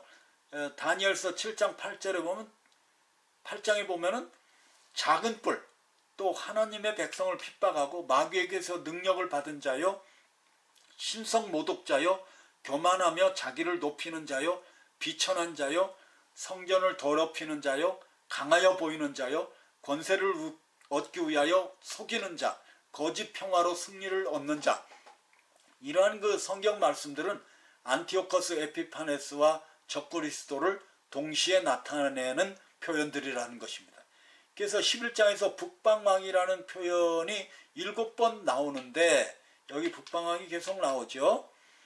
이런 것들이 나오는데 이것은 셀루시드 왕조의 여러 왕들을 나타내는 표현이지만 40절의 북방왕은 바로 적그리스도를 나타내고 마지막 시대의 셀루시드 왕국의 왕이 된다는 것입니다. 그래서 적그리스도는 영화로운 땅 이스라엘을 점령한 후에 세 나라를 정복하는데 그 세 나라 세 뿔이 뽑힌다고 그랬죠. 그것이 이집트, 리비아, 구스 등이라는 사실을 우리는 알 수가 있습니다. 그렇죠? 내가 그 뿔을 유심히 보는 중 다른 작은 뿔이 그 사이에서 나더니 먼저 뿔 중에 셋이 그 앞에 뿌리까지 뽑혔다. 이런 말씀이 나오게 되는 거죠. 적그리스도의 네 가지 행위들이 거기에 11장에 나와 있는데 자 여기 이제 보시면은 쭉 거기 표현이 나와 있습니다. 적그리스도는 열조의 신들을 돌아보지 않는다. 열조의 신은 바로 열조 즉 아브라함의 신을 받아들이지 않는다는 의미인 것입니다. 그러니까 하나님을 버린다는 거죠. 하나님이 아니라는 거죠. 열조라는 말로 인하여 적그리스도가 유대인이라고 생각할 필요는 없습니다. 왜냐하면 이스마엘 자손들도 아브라함을 열조로 생각하기 때문이죠. 적그리스도는 여자의 사모하는 것을 돌아보지 않는다. 이게 무슨 말일까요? 적그리스도는 동생연애자다. 뭐 이렇게 이상하게 해석하는 건데 그것은 여자의 사모하는 것은 바로 메시아 예수 그리스도를 의미합니다. 유대인들은요. 약속하신 메시아 잉태하기를 소원하고 있었습니다. 그러니까 여자의 사모하는 것은 바로 메시아 예수 그리스도를 말씀하고 있는 것입니다. 그리고 아버지와 아들을 부인하는 자, 결국 하나님 아버지와 메시아를 부인하는 자, 그가 바로 적그리스도라는 것을 말씀하고 있는 거죠. 요한일서 2장 거짓말하는 자가 누구뇨? 예수께서 그리스도이심을 부인하는 자가 아니뇨? 아버지와 아들을 부인하는 그가 적그리스도니 아들을 부인하는 자에게 또한 아버지가 없으되 아들을 시인하는 자에게는 아버지도 있느니라. 시편 2편은요. 종말 때 열방들이 여호와와 그 기름 부음을 받은 자를 대적하여 모일 것을 말씀하고 있습니다. 여호와와 그 기름 부음 받은 자 아버지와 아들이죠. 요한복음 16장에도 보면은 사람들이 너희를 추례할 뿐 아니라 때가 이르면 무릇 너희를 죽이는 자가 생각하기를 이것이 하나님을 섬기는 예라 하리라. 저희가 이런 일을 할 것은 아버지와 나를 알지 못함이라. 이런 여러 가지를 행하고 있는 자들은 지금 무슬림들밖에 없다는 것입니다. 아무 다른 신들을 돌아보지 않는다. 적그리스도는 자신의 신 외에 다른 신들을 믿는 종교들을 모두 다 부인합니다. 그렇죠? 세력의 신을 공경한다. 적그리스도는 무력의 신, 즉 전쟁의 신을 신봉하는 자라는 것을 알 수가 있습니다. 이것은 이제 지하드 운동이라고 전 세계에서 테러와 전쟁을 일삼는 이슬람 신봉자들임을 알 수가 있습니다. 그리고 이슬람 적그리스도는 자신을 하나님이라고 할 것인가? 계시록 13장에 보면요, 적그리스도는 여러 가지 기적을 행하여 사람들을 미혹할 것입니다. 그리고 결국 자신을 하나님이라고 할 것입니다. 이슬람에는 그 메시아를, 자신들의 메시아를 마흐디라고 하는 건데, 이 마흐디에 대해서는 우리가 따로 이제 공부를 해야 되겠죠. 문제는 어떻게 적그리스도가 자기가 믿는 하나님만을 섬기면서 동시에 자신을 하나님이라고 주장할 수 있는가 하는 점이죠. 적그리스도는 성전에 앉는다. 그 데살로니가 후서에 보면은 적그리스도가 하나님 성전에 앉아서 자기를 보여 하나님이라고 한다. 이렇게 말씀을 하고 있거든요. 이게 어떻게 되는 일이겠습니까? 여기 보시면은 비상한 말로 신들의 신을 대적한다. 그리고 장차 말로 지극히 높으신 자를 대적한다. 또 짐승이 입을 벌려 하나님을 향하여 회방한다. 그런 그 말씀들이 나와 있습니다. 그러니까 적그리스도는 하나님을 대적하고 조롱하기 위하여 성전에 앉는다는 것입니다. 그러니까 성전에 앉는다는 행위 자체가 자신이 하나님됨을 주장하는 것으로 간주되기 때문에 그런 표현을 썼다는 것입니다. 그렇죠? 그러니까 에스겔서 43장에 보면은 예루살렘 성전을 뭐라고 말씀하고 있습니까? 내 보좌의 처소, 내 발을 두는 처소다. 이렇게 말씀하고 있습니다. 예루살렘이 여호와의 보좌다. 이렇게 말씀하고 있습니다. 그렇기 때문에 예루살렘 성전에 앉는 것 자체가 자기를 하나님이라고 주장하는 것과 같다는 이야기죠. 그래서 자기를 보여 하나님이라 주장하는 것은 말로 나는 하나님이다 이렇게 주장한다는 것이 아니라 이제 그 보좌에 앉음으로 말미암아 자신이 하나님임을 주장하게 된다는 것입니다. 그러니까 적그리스도는 사람들에게 자기에게 경배하는 것을 강요하게 되죠. 용이 짐승에게 권세를 주므로 용에게 경배하며 짐승에게 경배하여 가로되 누가 이 짐승과 같으뇨 누가 능히 이로 더불어 싸우려 하더라. 죽임을 당한 어린 양의 생명책의 이후로 창세 이후로 농명되지 못하고 이 땅에 사는 자들은 다 짐승에게 경배하리라. 저가 권세를 받아 그 짐승의 우상에게 생기를 주어 그 짐승의 우상으로 말하게 하고 또 짐승의 우상에게 경배하지 아니하는 자는 몇이든지 다 죽이게 하더라. 그러니까 우리는 이 경배한다는 뜻 이걸 좀 잘 알아봐야 되겠는데요.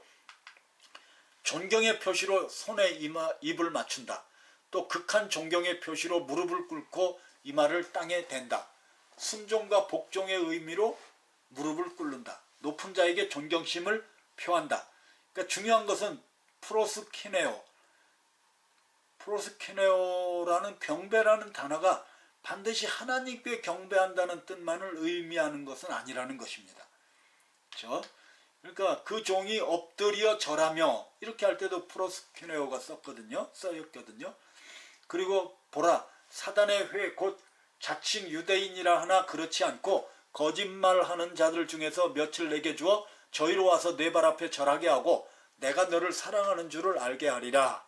그러니까 절하게 하고 그러니까 이 이슬람 세계에서는요 지도자 칼리프에게 충성과 복종하는 것을 바이아흐라고 그러는데 이것은 자기를 성전에 앉아 하나님이라 주장하는 것은 이슬람에서는 절대로 일어날 수 없는 일이기 때문에 적그리스도가 이슬람이 될 수 없다는 견해는 잘못된 것이라는 것입니다.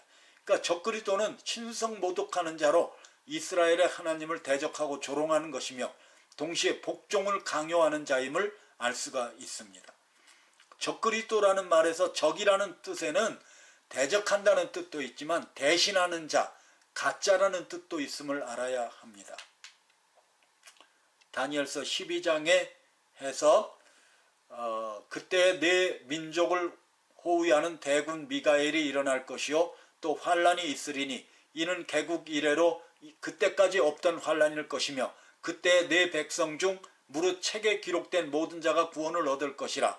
땅의 티끌 가운데서 자는 자 중에 많이 깨어 영생을 얻는 자도 있겠고 수욕을 받아서 무궁히 부끄러움을 입을 자들도 있을 것이며 지혜 있는 자는 궁창의 빛과 같이 빛날 것이요 많은 사람을 옳은 대로 돌아오게 한 자는 별과 같이 영원토록 비추이리라. 다니엘아, 마지막 때까지 이 말을 간수하고 이 글을 봉함하라. 많은 사람이 빨리 왕래하며 지식이 더하리라. 아멘. 이미 말씀드린 대로 많은 사람이 빨리 왕래하고 지식이 더한다.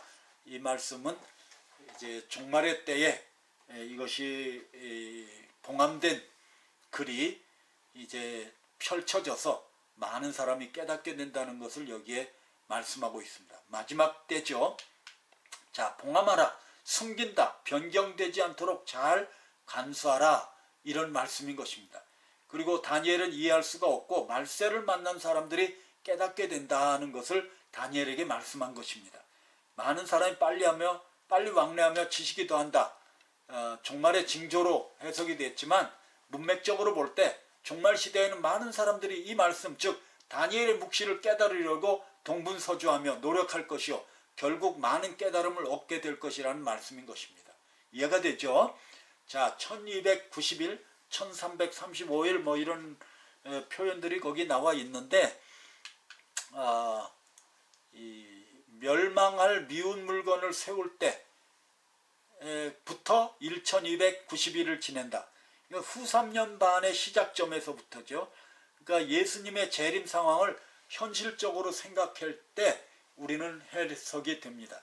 그러니까 이미 말씀드린 대로 예수님이 그냥 오시는 그때에 무슨 뭐 순간적으로 뭐 모든 일이 일어나는 것이 아니라 예수님이 심판도 하시고 행진을 하시고 이러한 것들을 하시는 시간이 필요하다는 것을 이미 말씀을 드렸습니다. 자, 나중에 이제 다니엘 강의 이런 좀 더 자세한 것을 다른 곳에서 밝히도록 하겠습니다.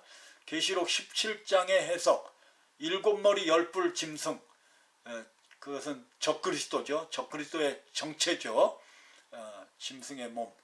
그리고 여기 7산이 있고 7왕인데 5은 망하였고 하나는 있고 다른 이는 아직 이르지 아니하였으나 반드시 잠깐 동안 계속하리라. 짐승은 8째 왕이다. 7 중에 속한 자다. 저가 멸망으로 들어가리니 내가 보던 10뿔은 10왕이다. 10왕의 나라죠. 어쨌든 간에 여기 이미 딴 곳에서 설명을 드린 것 같이 여기는 이제 계시록은 온 세상을 설명하고 있기 때문에 다니엘서와는 배경이 다르다는 거죠. 자, 그래서 여기 이제 보시면은 1453년에 동로마 제국이 이슬람 제국에 의하여 멸망을 당하였고요. 그 다음에 로마 제국 다음에 짐승의 머리는 이슬람 제국으로 보는 것이 이제 타당하다. 근데 이슬람 제국은 죽었다가 다시 살아난다는 것입니다. 이슬람 제국이 힘을 잃었다가 말세에 다시 살아난다는 것입니다. 자, 그래서 이제 여기 계시록 13장에 보시면요. 짐승을 표현하기를, 적그리스도를 표현하기를 표범과 비슷하고 그의 발은 곰의 발 같고 그 입은 사자의 입 같다. 이런 표현이 나와 있습니다. 이게 짐승의 표현이죠. 짐승, 적그리스도. 그래서 이것을 잘 보면은 앞으로 나타날 이슬람 제국의 지도가 그려지는 것입니다. 이것은 분명히 신로마 제국이나 로마 제국하고는 전혀 다른 것입니다. 그렇죠? 자, 표범, 곰, 사자의 연합이 이렇게 나타나는 것입니다. 우리가 표범, 곰, 사자는 어디 나왔어요? 다니엘서 7장에 나온 짐승이죠. 그러니까 여기 잘 보면은 북아프리카, 그리고 그 중동 지방, 터키, 그리고 동유럽 이런 지역인 것을 알 수가 있습니다. 사우디까지 합하여서 이런 것들을 우리는 이제 잘 알 수가 있죠. 그래서 이것을 잘 정리하면요, 이런 그 표가 나옵니다. 자, 약간 아래로 해서 보시면 이렇게 되는데요. 다니엘서 2장 7장에는요. 애굽이나 아수르가 없습니다. 또 동시에 로마 제국도 없습니다. 그 배경이 바로 그 느부갓네살 즉 바벨론을 배경으로 하여 이루어진 것이기 때문이죠. 그러나 이제 계시록 17장에는 로마 제국이 나타나죠. 그래서 애굽, 아수르, 바벨론, 메데파사, 헬라 제국, 로마 제국, 그리고 이슬람 제국, 그리고 신이슬람 제국, 그리스도, 그리고 적그리스도가 나타난다는 것입니다. 이것이 8째 왕이라는 거죠. 10뿔은 신이슬람 제국, 그리고 이슬람 제국은 7번째 머리, 로마 제국은 6번째 머리, 헬라 제국은 5번째 머리, 이렇게 이제 해석이 된다고 하는 것입니다. 그렇죠?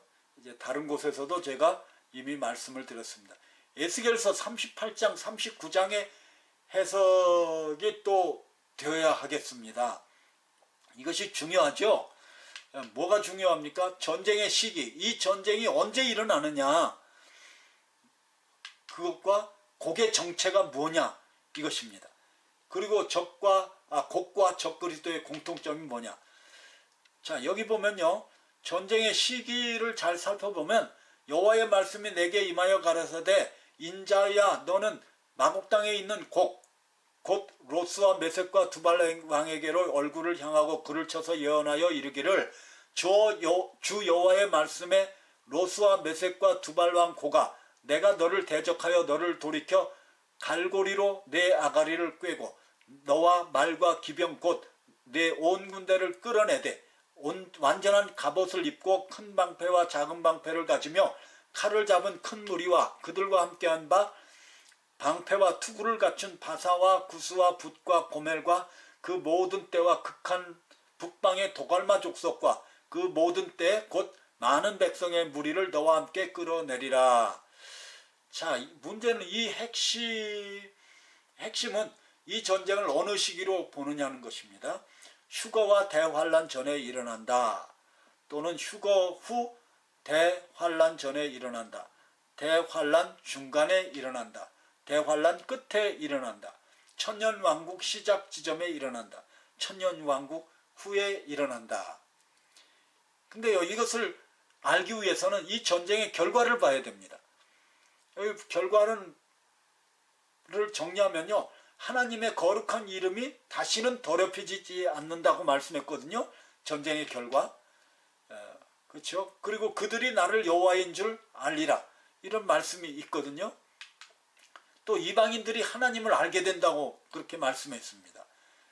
분명히 하나님이 계심을 알게 된다는 거죠. 이 전쟁을 통해서. 그렇죠? 그 말씀은 이사야서 11장에 보면은 나의 거룩한 산 모든 곳에서 해됨도 없고 상함도 없을 것이니 이는 물이 바다를 덮은 같이 여호와를 아는 지식이 온 세상에 충만할 것임이라. 이때는 언제예요? 이거는 그 종말의 전쟁이라는 것을 우리가 알 수가 있습니다. 그러니까 하나님을 알게 된다는 것은 예수님이 하나님 되심을 알게 된다는 것이며, 나가서 예수님을 알게 된 자들은 다시 이스라엘을 공격하지 않을 것이라는 것입니다. 그렇기 때문에 이 전쟁은 언제예요? 이것은 아마겟돈 전쟁을 말씀하는 것이라는 것입니다. 이스라엘에 잡힌 자들이 해방이 된다는 거죠. 그렇죠? 그러니까 이러한 그 표현들, 이것들을 쭉 보면요, 이방인들이 하나님을 알게 되고, 그리고 다시는 거룩한 이름이 더럽힘을 받지 않고요, 그리고 이스라엘에 잡힌 자들이 해방이 됩니다. 그렇죠? 이스라엘 그 요엘서 3장에도 보면은 사로잡힌 자를 돌아오게 한다, 그런 말씀들이 있습니다. 그리고 이스라엘은 자기 하나님을 알게 됩니다. 이것은 예수님이 메시아시며 하나님이심을 알게 된다는 말씀이죠. 그리고 이스라엘 족속은 나를 여호와 자기들의 하나님인 줄 알겠고, 그렇죠? 그리고 이스라엘의 거룩하신 자 여호와를 진실이 의뢰하게 된다는 것입니다. 그리고 영원토록 그들을 주님께서 이제 통치하신다. 그리고 작은 자로부터 큰 자까지 나를 알미라, 그렇게 말씀을 하고 있습니다. 그렇죠? 이러한 그 말씀들을 쭉 살펴보면 대환란 전에 있을 어느 전쟁을 말씀하는 것이 아니라 대환란과 예수님 재림의 마지막 때를 말씀하고 있음을 증거하고 있는 것을 알 수가 있는 것입니다. 그렇죠? 그리고 그들이 땅에 평안히 거하고 두렵게 할 자가 없게 될 때 부끄러움을 품고 내게 범한 죄를 뉘우치리라. 이스라엘이 자기 땅에 평안히 거하게 됩니다. 이 전쟁으로 말미암아. 그렇기 때문에 이 전쟁은 마지막 전쟁이라는 걸 알 수가 있죠. 이스라엘에게 성령을 부어주신다. 내가 내 신을 이스라엘 족속에게 쏟았음이니라. 그렇죠? 그러니까 여기 이제 보시면은 이러한 그 예언들을 쭉 살펴보면 이 전쟁이 아마겟돈 전쟁과 같은 표현이라는 것을 알 수가 있습니다. 예수님 자신이 이스라엘 땅에 거하십니다. 여기 보시면 바다의 고기들과 공중의 새들과 들의 짐승들과 땅에 기는 모든 벌레와 지면에 있는 모든 사람이 내 앞에서 떨 것이며, 내 앞에서 떤다. 이 판임, 얼굴 앞에서, 이런 뜻입니다. 그리고 내 백성 이스라엘 가운데 알게 하여. 자, 이런 그 말씀들은요,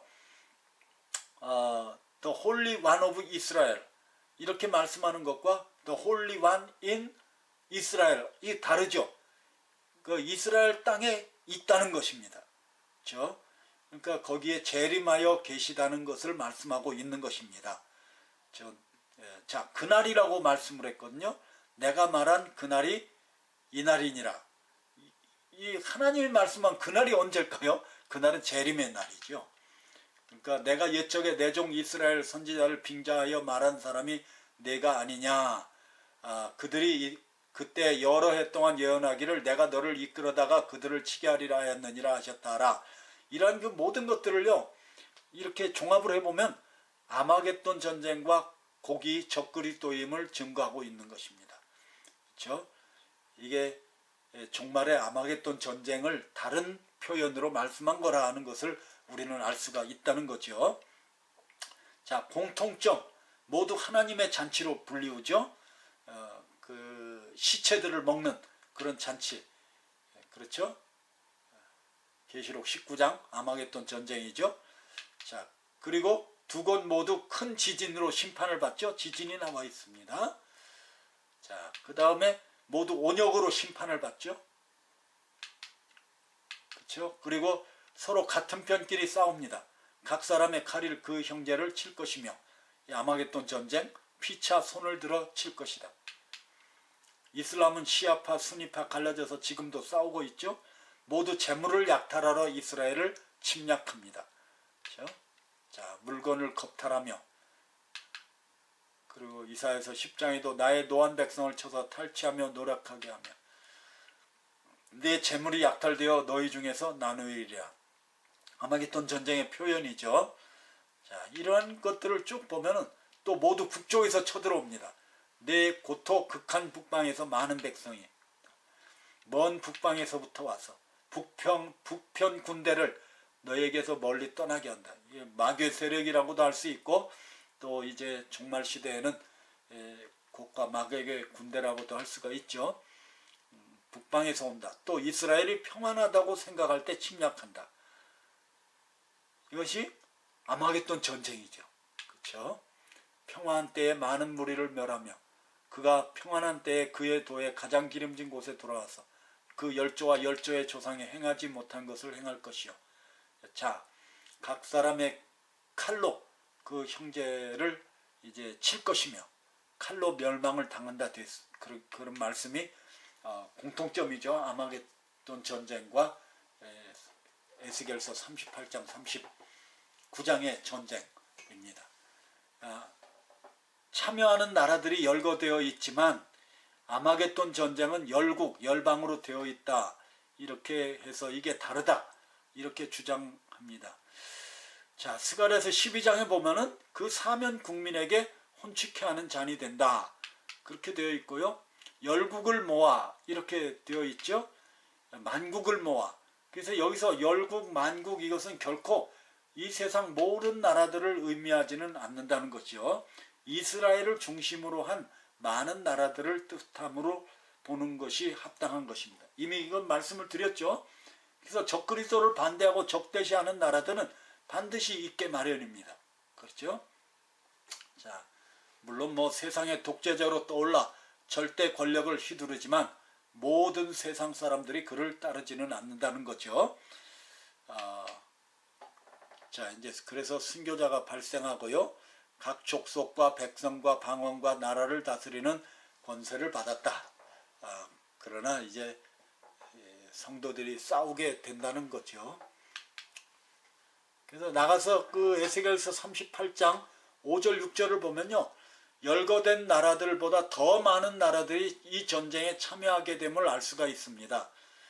여기 보시면요. 바사와 구스와 붓과 고멜과 그 모든 때와 극한 북방의 도갈마 족속과 그 모든 때 곧 많은 백성의 무리를 너와 함께 끌어낸다. 이런 말씀이 나와 있는 것입니다. 곡과 적그리스도의 공통점, 둘 다 새와 짐승들에 의하여 하나님의 큰 잔치에서 삼켜진다. 둘 다 성경에서 설명된 가장 큰 지진에 의해 멸망된다.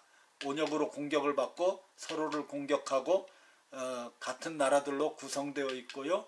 둘 다 약탈하러 오고요. 둘 다 북쪽에서 오고요. 둘 다 같은 지역에서 오고요. 둘 다 거짓 평화를 이용하고 이스라엘이 안전하다고 느낄 때 공격하고요. 둘 다 주님의 칼에 의하여 죽임을 당하고 둘 다 이스라엘 땅에서 멸망을 당하고 둘 다 이스라엘 안에서 죽고요. 둘 다 장사되고요.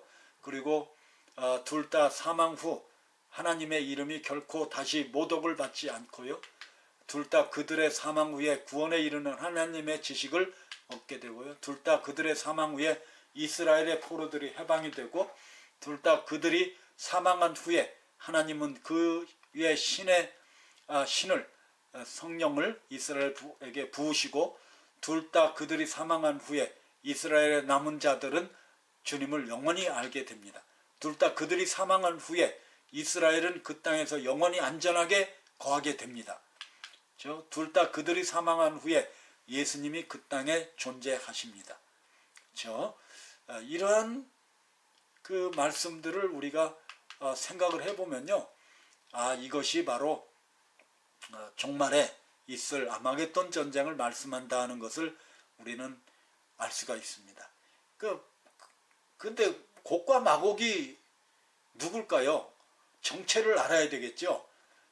그것은 뭐 로스는 러시아고 뭐 메색은 모스크고 두발은 두발스크고 그래서 러시아다 뭐 이렇게 해석을 해왔고 또 그렇게 믿고 있는 분들이 많이 있습니다. 자, 우리가 그 조엘 리차드슨이 이것을 아주 자세하게 그 책에 조사를 했어요. 연구를 했습니다. 자, 한번 살펴볼까요? 로스는 머리, 두목이라는 뜻입니다. 그렇기 때문에 마곡 땅에 사는 곡, 즉 메색과 두발의 두목 이렇게 해석할 수가 있다는 것입니다. 델리치는 곡이 에스겔 당시 리디아, 지금의 그 터키의 서부를 다스리던 구구 왕이다 이렇게 해석을 했고요. 다니엘 블록이라는 사람은 마구기를 의미하고 곡의 땅이라는 뜻이다. 리디아, 지금의 터키 지역이다. 짐머맨 성경사전은 터키의 리디아를 가르친다. IVP 성경 배석 주석은 마곡, 메색, 두발, 도갈마 등은 아시아 마이너, 즉 터키 지역이죠. 뉴엉거 사전도 터키 지역을 말한다. 존 더반 성경 배경 주석도 마곡은 리디아 터키 지역을 말한다. 그리고 홀만 성경지도, 무디 성경지도, 존 더반 성경지도, IVP 성경지도 이런 데서는 마곡이 터키 지역이라고 한다는 거죠. 근데 이상하게 우리나라 사람들과 일부 몇몇 사람들만 계속해서 이것이 러시아라고 이렇게 알고 지내왔습니다. 그러나 우리가 알고 보면 많은 사람들이 러시아와 로스를 연결하는 것이 합당치 않다 이렇게 주장을 하고 있습니다. 그렇죠? 자, 이렇게 됩니다. 마곡, 고멜, 도갈마, 두발, 모스크, 메색, and Persia, 리비아, 수단 이런 그 연합군이라는 거죠. 그러니까 이 연합군들은 사방에 있는 적 이스라엘을 대적하는 자들의 대표라고 할 수가 있습니다. 그래서 이것을 종합하면요, 고대 이름이 나와 있고요. 터키가 많고 바산은 이란이고 구스는 수단이고요. 붓은 리비아고 도갈마는 터키, 아르메니아 이런 지역입니다. 시편 83편이 이제 하나의 공격이라는 그런 주장이 또 나오고 있는데, 이것은 이제 시편은 시편일 뿐입니다. 이것은 이제 제가 이렇게 생략하겠고요. 여러 가지 그 전쟁 이론들 뭐 여러 가지가 나와 있는데, 대부분 주님 재림시의 심판의 대상이 시편 83편에 이제 나와 있습니다. 사방에서의 전쟁을 주도하는 대표적 나라들이죠. 여러 가지 일들이 나와 있습니다. 또 아수르 사람이라는 말이 이사야서와 미가서 5장에 보면 나와 있습니다. 분명히 이 아수르 사람, 이것도 이제 적그리스도의 모형이라고 할 수가 있겠죠. 뭐 이런 것들은 여러분들이 이제 그 책을 이제 구입하셔서 이제 보시거나 더 알고 싶으시면 세 달의 형식 뭐 이런 것들이 있는데, 세 달 형식 장식 이게 어디입니까? 뭡니까? 이슬람이죠. 그렇죠? 이슬람.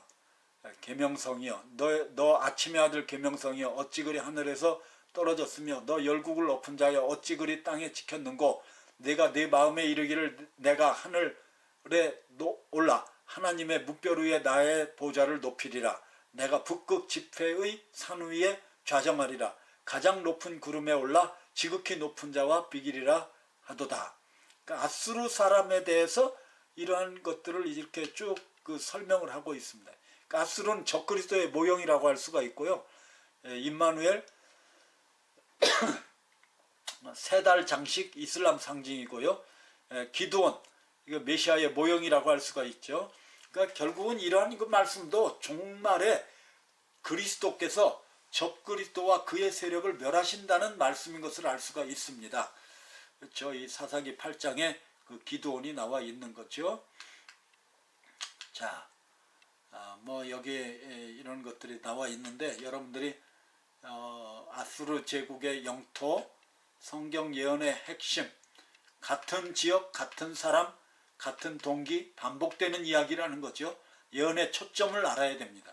그것은 적그리스도가 나타난다는 거죠.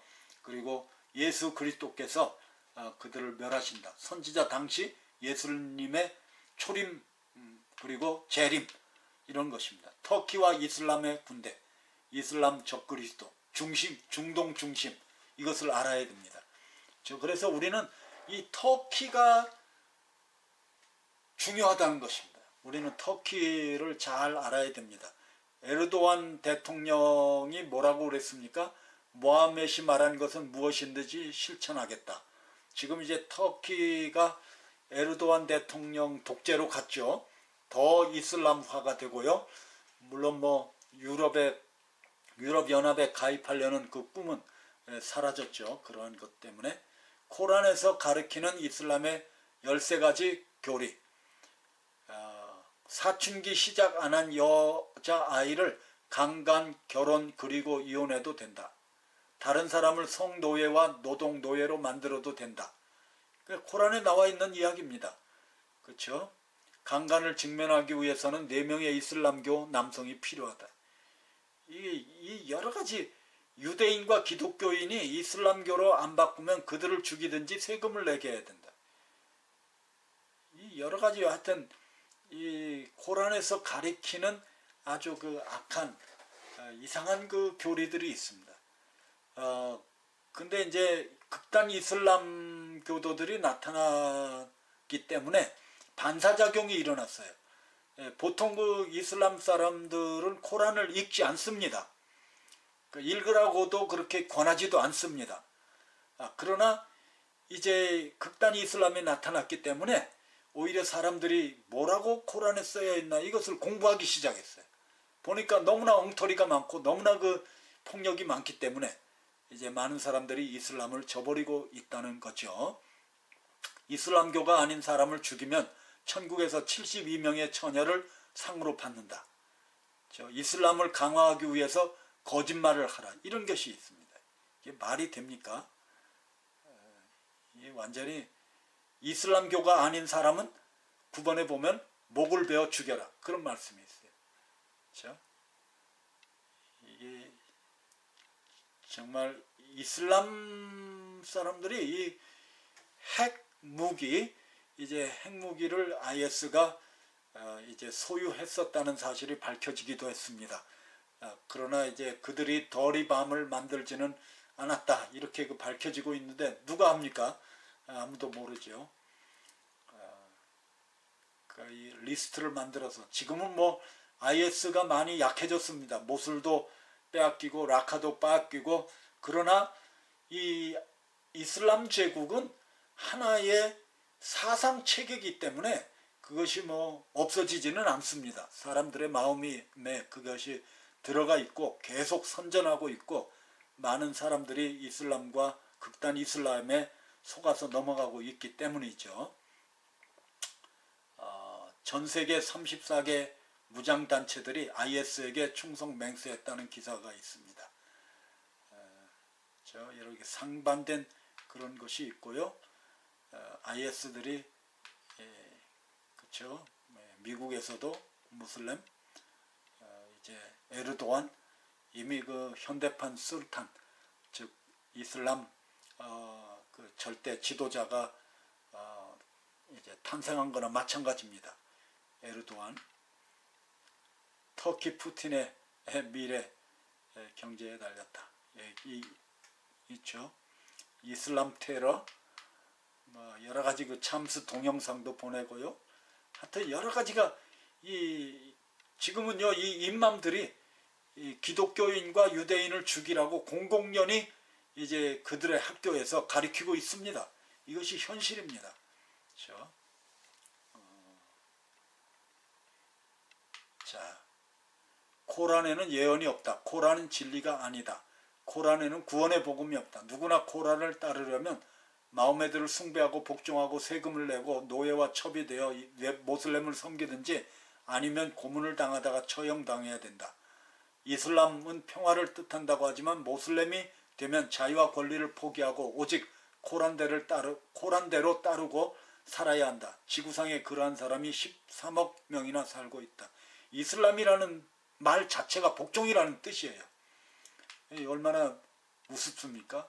모슬람이 되면 모하메드를 숭배하지 않는 나라들을 침략하여 정복해서 모슬렘 국가를 만들 때까지 싸워야 한다는 것입니다.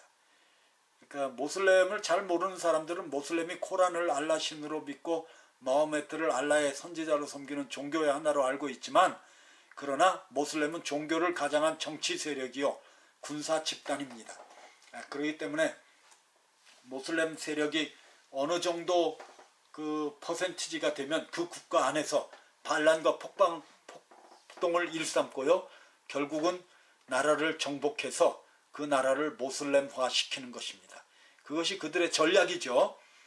자, 그것을 이제 지하드라고 그렇게 말을 합니다. 목을 쳐라. 모하메드가 죽을 때에도 알라여 유대인들과 그리스도인을 죽여주소서, 그러고 죽었다는 거죠.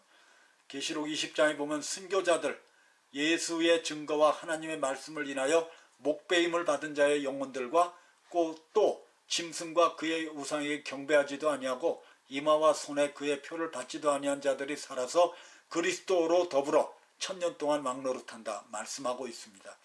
이슬람이 이 목을 벤다는 그런 말씀과 코란에 있는 말씀과 이러한 그 말씀이 겹쳐서 우리는 이슬람 적그리스도, 이것을 우리는 이제 어느 정도 확실히 알 수가 있게 되는 것입니다. 타 종교 자체를 인정하지 않죠. 그래서 공격적으로 아주 해가지고 그 이슬람을 포교하는 것입니다. 자, 난민 사태, 유럽의 이슬람화를 촉진하고요, 유럽의 혼란을 초래하고요, 전 세계의 테러를 확산하는 것입니다. 물론 이제 굿뉴스도 있습니다.